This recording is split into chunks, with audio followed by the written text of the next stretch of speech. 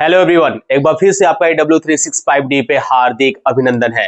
I hope you are all doing well in your life. आप स्वस्थ होंगे, मजे में होंगे और दिल लगाकर पढ़ाई कर रहे होंगे। मैं भी अच्छा हूँ और इसी होप के साथ क्या करते हैं, आज की टॉपिक की शुरुआत करते हैं।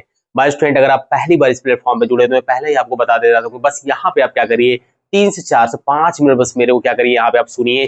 जो ये टॉपिक आप देख रहे हैं ना, सिंथेसिस ऑफ सेंटेंस, ये क्लास 12 की यूपी बोर्ड की एक ऐसी टॉपिक है जहां से आपके एग्जाम में क्वेश्चन आने ही आने। और माय स्टूडेंट, यकीन मानिए कि आप 1-2 नंबर अगर पीछे होते हैं किसी भी स्टूडेंट से, तो आप कितने बच्चों के पीछे चले जाते हैं, इसकी कितनी आपके लिए कितनी ये जरूरत है, ये आप महसूस कर सकते हैं। और यकीन ये भी आप मानिए कि आप कहीं पे भी सिंथेसिस यूट्यूब पे पढ़ना चाहते हैं तो बहुत सारे आपको लेक्चर मिलेंगे, 40 मिनट 45 मिनट में वो आपको कवर करा देते हैं। लेकिन यहाँ पे तीनों सेंटेंस जो आप देख रहे हैं, सिंपल, कंपाउंड, कॉम्प्लेक्स, एक एक की एक्सप्लेनेशन की क्लासेस अगर देखा जाए तो 1 घंटे की एक क्लासेस है।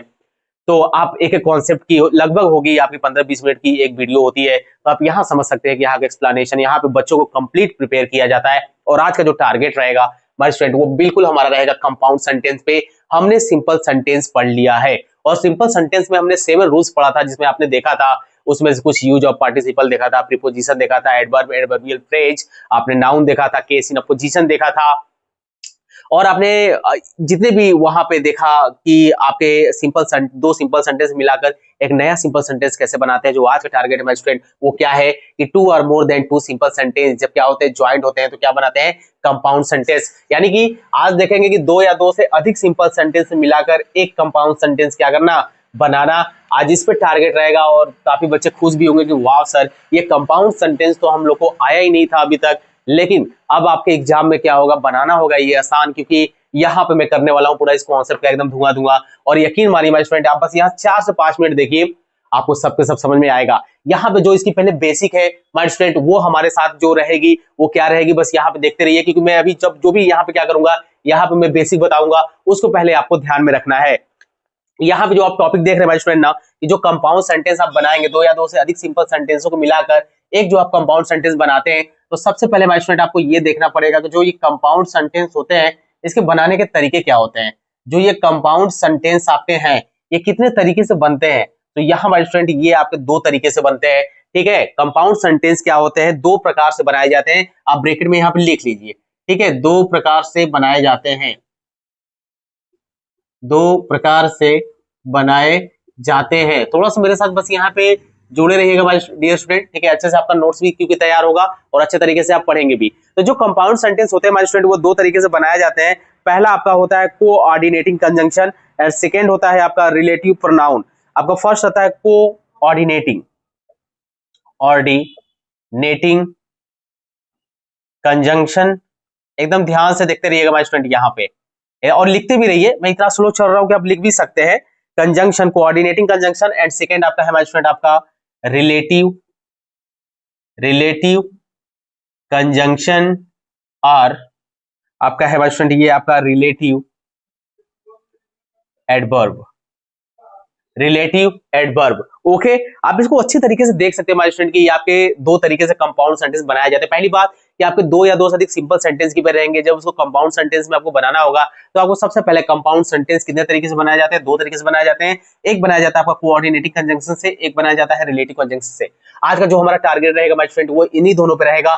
इसका आज हम लोग क्या कर देंगे, इस कॉन्सेप्ट का धुआं धुआं कर देंगे, क्योंकि आप ये W365D पे जानते हैं कि यहाँ पे कॉन्सेप्ट को निचोड़ दिया जाता है। जैसे नींबू निचोड़ के आप क्या करते हैं, चाय में आप क्या करते हैं, पानी में उसको पीते हैं, या फिर चाय में क्या करते हैं, लेकर मस्त चुस्की लेते हैं ना, उसी तरह से यहाँ पे हम लोग कॉन्सेप्ट को निचोड़ के उन स्टूडेंट के बीच में मैं ऐसे पहुंचाता हूँ तो उनको अपने लाइफ में मजा आता है, आनंद आता है पढ़ने का इंग्लिश। और यही तो वे है भाई यहाँ का W365D का।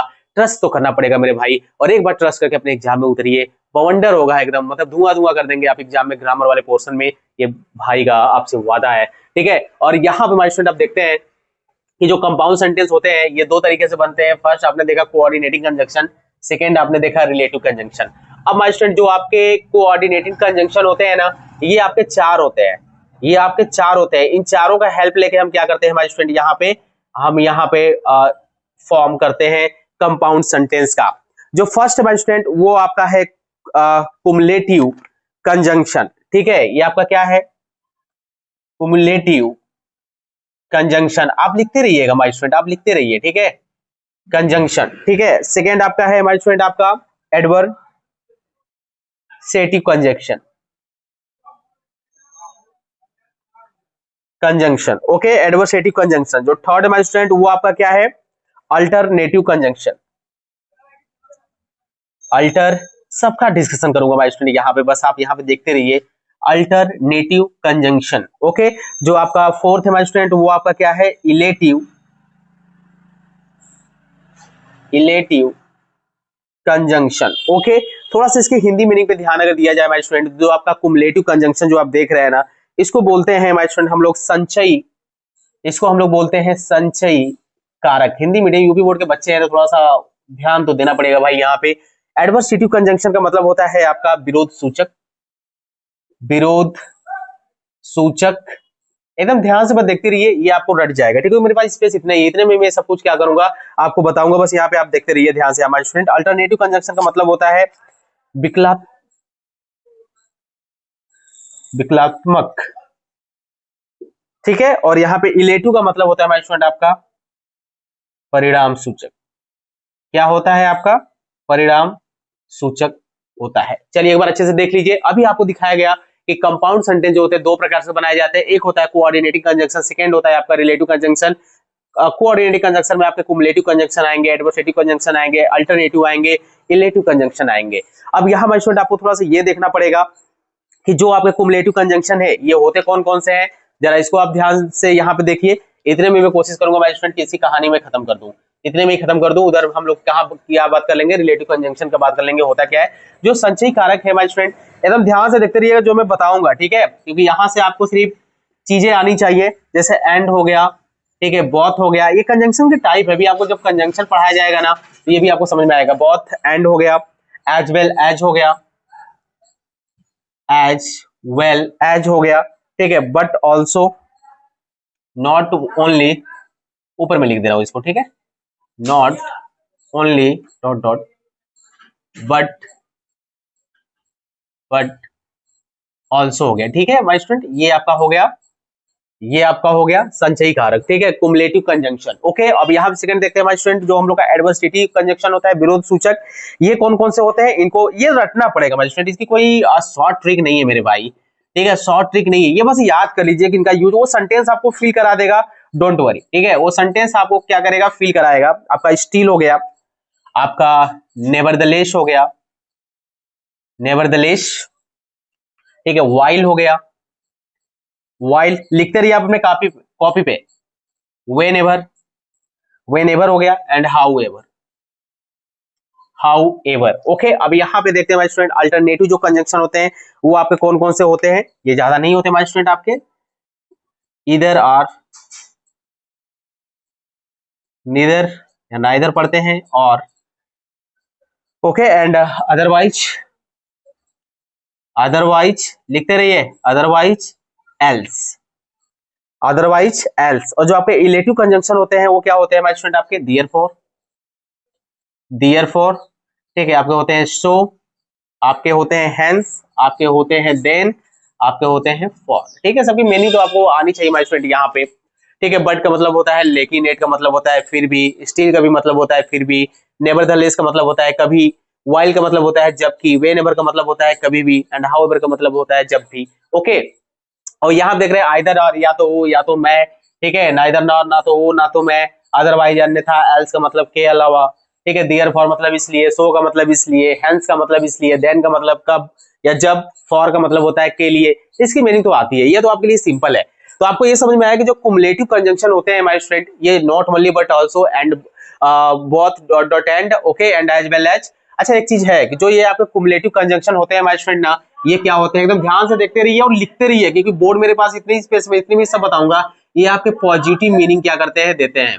पॉजिटिव मीनिंग आपको क्या करते हैं, यानी कि जो पॉजिटिव, जो धनात्मक भाव होता है ना, उसको क्या करते हैं, एक्सप्रेस करते हैं, ठीक है। ये जितने भी आपके वर्ड है, जितने भी ये देख रहे हैं, ये आपके क्या करते हैं, ये आपके पॉजिटिव फीलिंग को क्या करते हैं, शो करते हैं, पॉजिटिव भाव को क्या करते हैं, यहाँ पे रखते हैं। और जो विरोध सूचक है माय स्टूडेंट, यहाँ पे आप जो वर्ड देख रहे हैं, जो विरोध सूचक है, जैसा कि नाम से ही लग रहा है, ये क्या करेगा माय स्टूडेंट, ये आपके एडवर्सेटिव फीलिंग को क्या करेगा, यानी कि ये क्या करेगा, जो भी भाव आएगी तो वो परस्पर आपस में क्या होगा, एक दूसरे का अपोज करेगा, विरोध करेगा, ठीक है, कॉन्ट्राडिक्शन होगा उसमें, तो ऐसे जो वर्ड होते हैं जो दो सेंटेंस को क्या करते हैं, कॉन्ट्राडिक्शन उनके बीच में होता है, वो आपका क्या कहलाता है, वो आपका एडवर्सेटिव कंजंक्शन कहलाता है। एंड आप देख रहे हैं कि यहाँ पे अल्टरनेटिव, ऐसा लग रहा है बदल बदल के, विकल्प के रूप में, ठीक है, यानी कि जहां पे दो ऑप्शनों के बीच में आपको विकल्प होगा, या तो वो या तो मैं, ठीक है, कुछ इस तरह से आपको दिखेगा। ये सेंटेंस आपको फील कराएगा माय फ्रेंड, ये फील कराएगा। जब इसका वन बाय वन हम डिस्कशन करेंगे ना, आपको मजा आएगा माय फ्रेंड। और यहाँ पे आप यकीन मानिए कि यहाँ पे एकदम सीख जाएंगे। इलेटिव कंजंक्शन क्या होता है, परिणाम सूचक, यानी कि इसमें दो सेंटेंस में ऐसा आपको देखने को मिलेगा कि उसका कहीं ना कहीं परिणाम आएगा, कुछ ना कुछ इसमें रिजल्ट आएगा, और जिससे आप कनेक्ट करेंगे वो आपके वर्ड क्या है, देयर फॉर है, सो है, हैंस है, देम है, फॉर है। बताइए कोई प्रॉब्लम है क्या? यहां तो कोई प्रॉब्लम है क्या माय स्टूडेंट?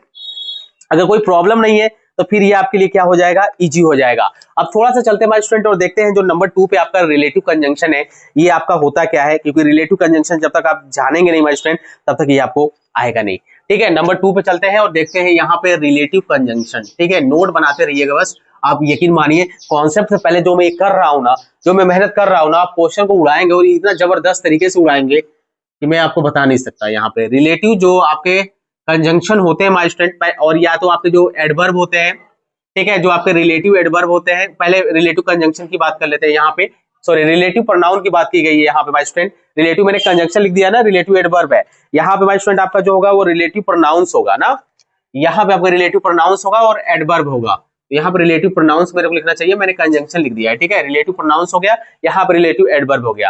तो जो आपका रिलेटिव प्रोनाउंस होते हैं माय स्टूडेंट, आप उसको यहाँ पे जानिए। लेकिन इससे पहले मैं आपको एक गाइड करना चाहूंगा यहाँ पे कि W365 में जो प्रोनाउन की क्लास पढ़ाई गई है, जिसमें टाइप्स ऑफ प्रोनाउन पढ़ाया गया है, उसमें आता है रिलेटिव प्रोनाउन होता क्या है, कौन कौन से इसके करेक्ट यूजेज, ग्रामर में क्या होता है, कैसे आप एरर फाइंड करते हैं, हर एक्सप्लेनेशन की गई है माय डियर स्टूडेंट। आपका जरूरत है यहाँ पे मेरे को फॉलो करिए आप, ठीक है, ज्यादा से ज्यादा स्टूडेंट के बीच में शेयर करिए इस प्लेटफॉर्म को। और यहाँ पे देखिए जबरदस्त कॉन्सेप्ट कैसे पढ़ाया जा रहा है, पढ़ाने का तरीका क्या है, कैसे आपको नहीं आएगा, यहाँ पे हम लोग भी ठान के बैठेंगे। जब तक आपके माइंड में यहाँ लॉक ना करवा दें तब तक तो पीछे हटने वाले नहीं है, और ना ही हम लोग हटेंगे। और इस बार एग्जाम में बच्चे कुछ ऐसे ना ऐसे मिलेंगे, मेरा दिल कहता है कि यहाँ से पढ़ के अपने बोर्ड की एग्जाम में ग्रामर का एक भी क्वेश्चन नहीं छोड़ेंगे, जो भी टॉपिक मैच उनकी करेगी। जो आपके रिलेटिव प्रोनाउन होते हैं वो माय स्टूडेंट आपके होते हैं 3। उसमें कौन कौन होता है, आपका होता है हु, आपका होता है हुज, सॉरी आपका होता है हुम, ठीक है, ये भी होता है, ठीक है, और आपका होता है हुज, ठीक है, आपका होता है विच, एंड क्या होता है आपका दैट भी होता है। ओके, ये आपके रिलेटिव प्रोनाउन होते हैं। लेकिन माय स्टूडेंट आप देखते हैं कि मैक्सिमम आपने जो हु, हुम और हुज, ठीक है, इसी का हम क्या करते हैं, मैक्सिमम यूज करके हम क्या करते हैं, कंपाउंड सेंटेंस का क्या करते हैं, फॉर्मेशन करते हैं। वो कैसे करेंगे मैं अभी आपको बताऊंगा। अभी क्लास बोरिंग आपको नहीं लगनी चाहिए माय स्टूडेंट, बस ध्यान से यहाँ पे देखिए। जो यहाँ पे हु है ना, और जो यहाँ पे आप वर्ड देख रहे हैं हुम, और जो यहाँ पे वर्ड देख रहे हैं हुज, इसी का गेम चलता है माय स्टूडेंट आपके ग्रामर में मैक्सिमम। ठीक है, जो हुम है, हु है, ये क्या होता है, ह्यूमन के लिए यूज होता है, ह्यूमन के लिए यूज होता है माय स्टूडेंट। जो हुम है ये भी क्या होता है, ह्यूमन के लिए यूज होता है, लेकिन ये ऑब्जेक्टिव केस होता है, ये ऑब्जेक्टिव केस होता है, और ये होता है आपका नॉमिनेटिव केस। ये आपका क्या होता है, ये होता है आपका नॉमिनेटिव केस। ओके, और ये होता है माय स्टूडेंट आपका ये इसको कह सकते हैं आप कि ये नॉन लिविंग थिंग्स होता है, या फिर जो एनिमल्स होता है उसके लिए यूज होता है। ये आपके एनिमल्स हो गए, या फिर जो नॉन लिविंग थिंग्स जितनी भी हो गई ना, ये उसके लिए क्या होता है, यूज होता है माय डियर स्टूडेंट। और इसको बोलते हैं हम लोग पजेसिव केस। इसको हम लोग क्या बोलते हैं, पजेसिव केस बोलते हैं, पजेसिव केस। बताइए यहाँ तक कोई प्रॉब्लम है क्या, यहाँ तक कोई प्रॉब्लम है क्या माय स्टूडेंट, जो मैं बता रहा हूँ whom, whose, who, whom and whose, कोई दिक्कत नहीं है, यहाँ पे नहीं होना चाहिए माय स्टूडेंट। एक चीज और है कि जब आप क्या करते हैं किसी भी पेट एनिमल को, किसी भी पेट एनिमल को क्या करते हैं, पेट एनिमल को आप क्या करते हैं my student, as a human बात करते हैं, तब भी हु का क्वेश्चन करेंगे, सेम आप हुम का क्वेश्चन करेंगे। यहाँ पे ऐसा कुछ भी नहीं होगा, वहां पे एनिमल के लिए यूज होता ही है। ओके, बताइए यहाँ तो कोई प्रॉब्लम है। अगर इसका एग्जाम्पल माय स्टूडेंट आपको मैं दूं, अगर एक एग्जाम्पल यहाँ पे दूं मैं आपको, तो अगर मान लीजिए मैं यहाँ पे लिखता हूँ this is the girl, this is the girl whom I love, ठीक है, whom I love, this is, ये वही गर्ल है, ठीक है, दिस इज, यहाँ पे ऑब्जेक्ट के लिए क्या किया गया है, whom का यूज किया गया है, ठीक है। तो यहाँ पे आपका ऑब्जेक्टिव केस में आप देख रहे हैं किसका, whom का यूज होता है। सब्जेक्टिव केस में आप यूज कर सकते हैं, ठीक है, सब्जेक्टिव केस में भी आप यूज कर सकते हैं। जैसे मैं बोलूंगा the man who is standing here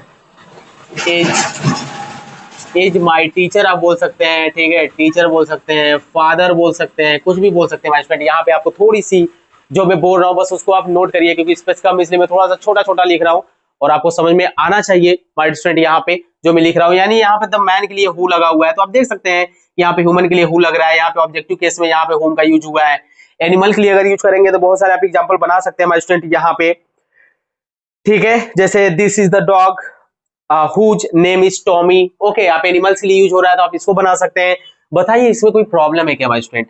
इसमें कुछ भी प्रॉब्लम आपको आई है? नहीं आई है। एक होता है आपका रिलेटिव एडजेक्टिव, एक आपका क्या होता है माय स्टूडेंट? आपका होता है relative adjective my student, adverb होता है। ये आपका होता है वेयर, ये आपका होता है वेयर, और एक आपका होता है व्हेन, ठीक है। ये क्या होता है? ये एट द टाइम, ये एट द टाइम के लिए शो होगा, ये एट द प्लेस, ये क्या होगा? प्लेस को शो करेगा। और जो रिलेटिव एडवर्ब्स होते हैं ये क्या होते हैं माय स्टूडेंट? आपका टू इंट्रोगेटिव सेंटेंस को क्या करते हैं? ज्वाइन करने के काम आते हैं, ज्वाइन करने के काम आते हैं, ठीक है। अच्छे से नोट बना लीजिए आप, जो मैं बोल रहा हूं आप उसको क्या करिए, बस उसको लिखिए, आप उसको लिखिए जो भी मैंने बोला है माय स्टूडेंट। ये एक गजब तरीके से आपके सामने मैंने एक शॉर्ट फॉर्म में एक बुक की जो निचोड़ होती है वो मैंने आपके सामने ला दिया, आप अच्छे तरीके से देख लीजिए एक बार।